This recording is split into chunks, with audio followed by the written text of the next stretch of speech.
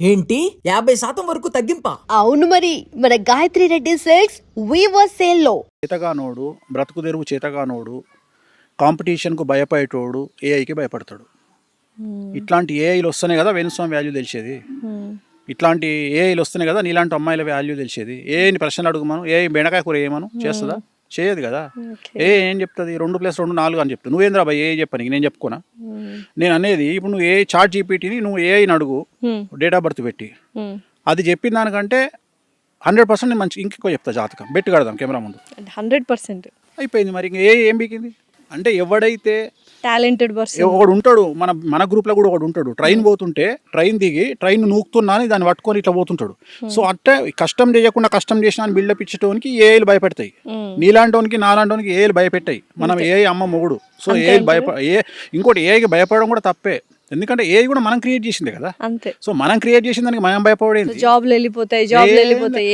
ఈ రీజన్ ఏంటంటే జాబులు వెళ్ళిపోవడానికి ఆర్థిక మాంద్యం రీజను. మనం ఏదైనా చక్కగా మాట్లాడుకోము. మన దగ్గర ఉన్న గొప్ప విషయం ఏంటంటే మనం నిజాయితీ మనం తప్పులను ఒప్పుకోము. ప్రస్తుతం ప్రపంచాన్ని ఆర్థిక మాంద్యం కుదేలు ఒక ఆట ఆడుకుంటుంది. భారతదేశంతో పాటు అమెరికా కూడా అతి కష్టమైనటువంటి పరిస్థితుల్లో ఉన్నది. ఆ విషయాలు మనం మాట్లాడకుండా అప్పులలో ఉన్నటువంటి కంపెనీలు, దివాలా తీసిన కంపెనీలు అన్ని పన్నులను తీసేస్తుంటే దానికి వాడు ఏ అనేటువంటి ఒక రూల్ చెప్పి మనల్ని తీసేస్తున్నాడు. Okay, definite. సార్, ఇప్పుడు ప్రపంచంలో అతిపెద్ద సమస్య ఏంటంటే డబ్బు సంపాదించడము. డబ్బు లేని వాళ్ళు అంటే ఏదైనా ప్రాబ్లం ఉంది అంటే అది డబ్బుతో ముడిపడి ఉంటుంది. సో వేణుస్వామి గారు డబ్బు ఎలా సంపాదిస్తారు, డబ్బు సంపాదించడం ఎలా అని అడిగితే ఏమంటారు? డబ్బు సంపాదించడం ఎలా అంటే ప్రపంచంలో 3 విషయాలు చాలా సింపుల్ విషయాలు. 1 డబ్బు సంపాదించడం, 2 అమ్మాయిని పడేయడం, 3 సెలబ్రిటీ స్టేటస్ అవ్వడం. ఈ 3 చాలా ఈజీనా? ఈజీ. ఈ 3 కోసం మొత్తం చెప్పని ప్రపంచంలో ఈ 3 ఈజీ. ప్రపంచంలో 3 కష్టం. 1 డబ్బు నిలుపుకోవడం, 2 పడేసిన అమ్మాయిని కాపాడుకోవడం, 3 సెలబ్రిటీ స్టేటస్ నిలబెట్టుకోవడం. డెఫినెట్లీ. ఓకే. సో ఇక్కడ సెలబ్రిటీ స్టేటస్ నిలబెట్టుకోవడము, ఇప్పుడు ఉదాహరణ అమ్మాయి పడే వరకు ఉన్న కసి పడ్డ తర్వాత ఉండదు. ఎఫర్ట్స్ ఉండవు తర్వాత. ఎస్. ఎందుకు అంటే ఆమె పొద్దున్న లేస్తే మన ఇంట్లోనే మన ముంగటనే బాత్రూమ్ కాడ బ్రష్ చేసుకుంటుంది రాత్రి ముఖం కడుక్కోకుండా. సో అంతకుముందు మనం కలవనికి వచ్చినప్పుడు చాలా అందంగా తయారై వస్తుంది మేకప్ వేసుకొని. సో తర్వాత మనకు అందంగా అనిపించదు. చెప్తా నేను. సో తర్వాత అంతకుముందు ఆ అమ్మాయిని ప్రేమించేటప్పుడు ఈ అమ్మాయి పడితే చాలనుకుంటాడు మొగోడు. తర్వాత పెళ్లి కాగానే ఏమవుతుంది, నెలకు రెంట్ కట్టాలి, కార్ ఇన్స్టాల్మెంట్ కట్టాలి. సో వీడు ఈ పనులు ఉంటాడు. అమ్మాయికి ఏమనిపిస్తుంది అంటే ఇంతకుముందు టైం అంతా నాకు ఇచ్చేటోడు ఇప్పుడు నాకు ఇస్తలేడు. సో వాన్ సావేంది, పైసలు సంపాదించి బాధ్యతల వల్ల వాడు నానా రకాల సంకలు నాకాల్సి వస్తుంది. ఈ అమ్మాయి ఏమనుకుంటుంది, నాతో మాట్లాడతలేడు అనుకుంటుంది. రెండోది అమ్మాయి మెంటాలిటీ ఎట్లుంటుంది అంటే నువ్వు 10 కిలోల బంగారం నెక్లెస్ మెడలేసినావా, రాత్రి 8 గంటలకు అన్నం తినలేదు అని అడగకపోతే ఈ 10 తులాల బంగారం మీకినట్టే. అంతే కదా. నేను అదే చెప్తున్నా, దీన్ని బ్యాలెన్స్ చేయగలిగిన వాడు మగవాడు అని చెప్తున్నాను. ఎక్కడ అమ్మాయిని తప్పు మొగోడు ఏమనుకుంటాడు అంటే నేను మంచి కారు పెట్టినా నా పెళ్ళానికి అని ఖుషి అవుతాడు. నేనేమంటారా, కారు పెడితే కాదురా, రాత్రి పొద్దున టిఫిన్ చేసినావా అని అడుగురా, హ్యాపీ ఫీల్ అవుతుంది. ఇంకోటి 5 తులాల బంగారు నెక్లెస్ తెచ్చి గిఫ్ట్ పడేసిన అనుకో, అరే దానివల్ల సాటిస్ఫై కాదురా, గంట సేపే ఉంటుందిరా, మళ్ళీ రాత్రి నువ్వు ఏం తిన్నావా అని అడగకపోతే మళ్ళీ మొదటికి వస్తారా లొల్లి. సో అందుకని నువ్వు అన్ని బ్యాలెన్స్ చేయి. ఇక్కడ అమ్మాయికి కావాల్సిన, భార్యకి కావాల్సినటువంటి ఫుడ్ ఇయ్యి, కేరింగ్ ఇయ్యి, సో ఫ్రీడమ్ ఇయ్యి, అన్నీ ఇస్తేనే ఒక అమ్మాయి నీకు ప్రేమతో అణిగిమణిగి ఉంటుంది. నిజమైన మొగోడు తలుచుకుంటే పెళ్ళాన్ని ఎవ్వనంటే వాడిని పెళ్ళాంతో మర్డర్ చేయించవచ్చు. నిజమైన హస్బెండ్ కరెక్ట్గా భార్యను హ్యాండిల్ చేస్తే ఆ భార్యకు కత్తిచ్చి వాడిని చంపే అంటే చంపేస్తుంది. కానీ అది చేతగాని కొడుకులు, వీళ్ళకి ఏదో ఎక్స్క్యూజెస్ చెప్పుకోగలిగిన వాళ్ళు సరిగ్గా అమ్మాయిని చూసుకోరు. నేను అనేది ప్రయారిటీ ముఖ్యం రా. నీ జాతకం, నీ జీవితంలో నీ ఫస్ట్ ప్రయారిటీ నీ పెండ్లం, నీ సెకండ్ ప్రయారిటీ నీ పిల్లలు. బస్ అంతే. ఇంక వదిలేసి ఇంక తల్లి తండ్రి వీళ్ళ మీద బాధ్యత చూపి. నీ తల్లి తండ్రి ఉన్నారు, నీ తల్లిదండ్రికి బాధ్యత. నీ బాధ్యత ఏంది, వాళ్ళకి టైంకు మెడికల్ షాప్లో మెడిసిన్స్ ఇప్పియడము, వాళ్ళు తిన్నరా లేదా కనుక్కో, అది బాధ్యత. ఇది తెలియక చాలా మంది గొడవలు పడేసుకుంటూ భార్య భర్త విడిపోవడానికి ఇటు తల్లిదండ్రులు అటు తల్లిదండ్రులు కారణం. రెండవది ఏంటంటే ఇప్పుడు ఉదాహరణ ఈ మధ్య కాలంలో అమ్మాయిలు స్ట్రెస్ ఎక్కువ తీసుకోవడం వల్ల, రెండవది మనం తాగేటువంటి పాలల్లో మొత్తము కెమికలైజ్డ్ పాలు, దానివల్ల అమ్మాయిలు త్వరగా పీసీఓడీలు వస్తున్నాయి. అవును. సో పీసీఓడి అనగానే పీసీఓడి ఒకటే కాదు, hormonal imbalance. So almost all 100 మంది అమ్మాయిలను తీసుకుంటే 90 మంది అమ్మాయిలకు మూతి మీద మీసాలు వస్తున్నాయి. అవును. సో ఎందుకు అంటే హార్మోనల్ ఇన్బ్యాలెన్స్. దీన్ని అర్థం చేసుకోగలిగిన శక్తి మగవాళ్ళ దగ్గర లేదు. ఇక్కడ విషయం ఏంటంటే వాళ్ళను ఒక బాధితులుగా చూడాలి, మనం అమ్మాయిలను ఒక బాధితులుగా చూడాలి. బాధితులుగా చూసినప్పుడు అరే వీళ్ళు పీసీఓడి బారిన పడ్డరు, ఒక హార్మోనల్ ఇన్బ్యాలెన్స్లో పడ్డరు అంటే వాళ్ళు ఒక కన్సర్న్ కోరుకుంటున్నారు.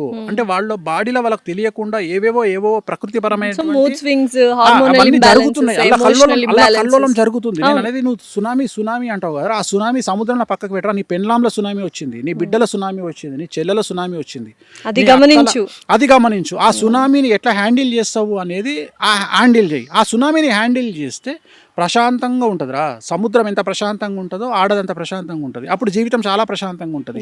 ఇది ఎవడు ఎంతసేపు వాడు ఆ అమ్మాయి డేట్లో ఉన్నప్పుడు కూడా నాకు టీ అంటాడు పెన్లాన్ని. అరే అమ్మాయి డేట్లో ఉన్నప్పుడు 4 రోజులు పాతకాలంలో మనం సెలవిచ్చినాం, ఇప్పుడు ఇస్తలేం రా. ఆమె పొద్దున్న లేస్తే ఆమె తయారయ్యి, ఉదాహరణ ఒక జీన్స్ ప్యాంట్ వేసుకునే అమ్మాయి తను డేట్లో ఉన్నప్పుడు ఆ డ్రెస్ వేసుకొని బయటికి పోయి జాబ్ చేయాలి అంటే ఎంత డిస్కంఫర్ట్గా ఫీల్ అవుతుంది. ఒక ఎయిర్ హోస్టెస్, ఒక మంచి పొజిషన్లో ఉండే ఒక అమ్మాయి, ఒక హీరోయిన్, డ్యాన్స్ చేయాల్సిన హీరోయిన్ డేట్లో ఉండి డ్యాన్స్ చేస్తుంది. లేదు ఒక యాంకరు 18 గంటలు నిలబడి 5 ఎపిసోడ్లు చేయాల్సిన యాంకరు డేట్లో ఉండి అడ్డగోలుగా నీళ్లు గారినట్టు బ్లీడింగ్ అవుతుంటే ఆ అమ్మాయి ఆడ నిలబడి చేయాలి అంటే, అరే నీకు దెబ్బ తగిలి, నీకు ఒక చిన్న బొటనైలకు దెబ్బ తగిలి గిలగిల కొట్టుకొని 3 పల్టీలు కొడతావు, గాడిది కొడక ఆ అమ్మాయి బ్లీడింగ్తోనే ఆడ కష్టపడుతుంది. నువ్వు ఆమెను కంపేర్ చేసి ఆమె గురించి తెలుసుకోలేనటువంటి మూర్ఖమ్ముండా కొడుకువి.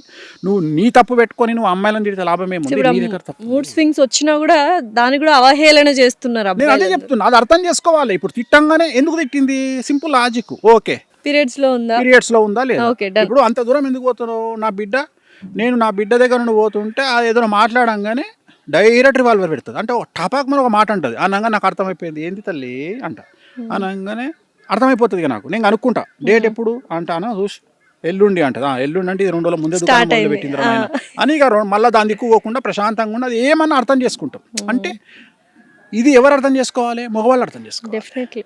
ఇది అర్థం చేసుకోకుండా దానికి ఇగో అని పేరు పెట్టి, జెలస్ అని పేరు పెట్టి, ఇలా చేతిలో రిమోట్ ఉంటుంది, డేట్లో ఉంది, చేతిలో టీవీ రిమోట్ ఉన్నప్పుడు ఆమెకు నచ్చిన టీవీ చూస్తుంది, చూడదు, ఇంకేమో చేస్తుంది.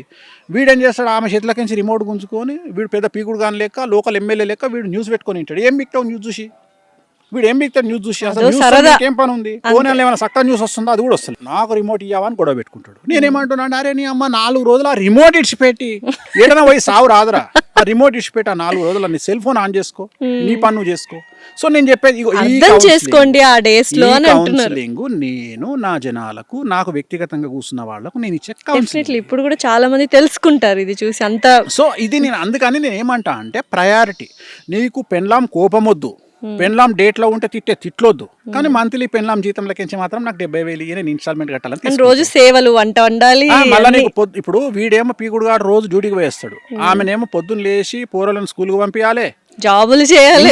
ఈ ప్రపంచంలో అతి కష్టమైన విషయం ఏంటంటే 100 మంది పెన్లాలను మెయింటైన్ చేయొచ్చు, కానీ ఒక బిడ్డను కొడుకును మెయింటైన్ చేసడం అంత నరకం ఇంకోటి లేదు. ఎందుకంటే మనం వాళ్ళను పెంచే విధానం అంత సెన్సిటివ్ అయిపోయింది. అంటే మన చేతుల్లో లేకుండా అయిపోయింది. చిన్నప్పుడు నన్ను మా నాన్న కొడితే, మా దగ్గర తెలంగాణలో చింత బరిగెలు అంటాం, కొడితే 10-15 ఇరిగిపోయినాయి, నా రికార్డ్ అది. రెండోది కోదండం అంటారు. కోదండం అంటే ఏంటి తెలుసా? కాళ్ళు పైకి కట్టి తలకాయ కిందికి వదిలేస్తారు. అలా చేసేవాళ్ళ 5 సార్లు వేసిర్రు. సార్ పేరు కూడా చెప్తున్నా, రవీందర్ రెడ్డి సార్. నా సార్ పేరు రవీందర్ రెడ్డి, నా టీచర్. ఆయన నన్ను 3-4 సార్లు కోదండం వేసిండు. సో నేను అంత అనుభవించిన. ఇప్పుడు మన పిల్లవాడు మనము ఈ జనరేషన్ పిల్లలు నో అంటే యాక్సెప్ట్ చేస్తలేరు. వాళ్ళు నో అనే పదాన్ని వినడానికి ఇష్టపడరు. పేషెన్స్ కూడా లేదు. పేషెన్స్ కాదు, నో అంటే ఆటోమేటిక్గా నో దగ్గర నన్ను వస్తాయి తల్లి.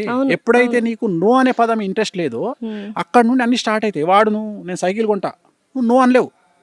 వాడు ఏది చెప్పినా నువ్వు నోరు మూసుకొని సైకిల్ కావాలి నాకు, అదే చెప్తున్నా. సో ఈ పిల్లల్ని పెంచడము అంత కష్టము. నేను అందుకనే చాలా వరకు సజెషన్ చేస్తా, ఒక్కడే పిల్లగాడు ఒక్కడే. పిల్ల పుట్టిందా మీ అంత అదృష్టవంతులు లేరు. ఎందుకంటే కొడుకులు పుడితే వాడు ఏం చదువుతాడో, ఏం చేస్తాడో, వాడు ఏం అలవాట్లకు అవుతాడో, వాడు ఏ పోక్సోలు ఇరుకుతాడో, వాడు ఇప్పుడు నువ్వు చెప్పినట్టు ఏ డ్రెస్సులు బాగాలేకపోతే ఏ అమ్మాయిని గెలుపుతాడో, ఎటు పోతాడో, పెంట అయ్యి మళ్ళీ వాడు ఏ జైల్లో పడతాడో, ఈ మళ్ళీ ఉన్న కుటుంబానికి చెడ్డ పేరు తెస్తాడు. ఇవన్నీ అదే అమ్మాయి అనుకో పెంచుకోవచ్చు. పద్ధతిగా అందంగా పెంచినాం అనుకో ఎవడో ఒకడు రాజు వచ్చి పెళ్లి చేసుకొని పోతాడు.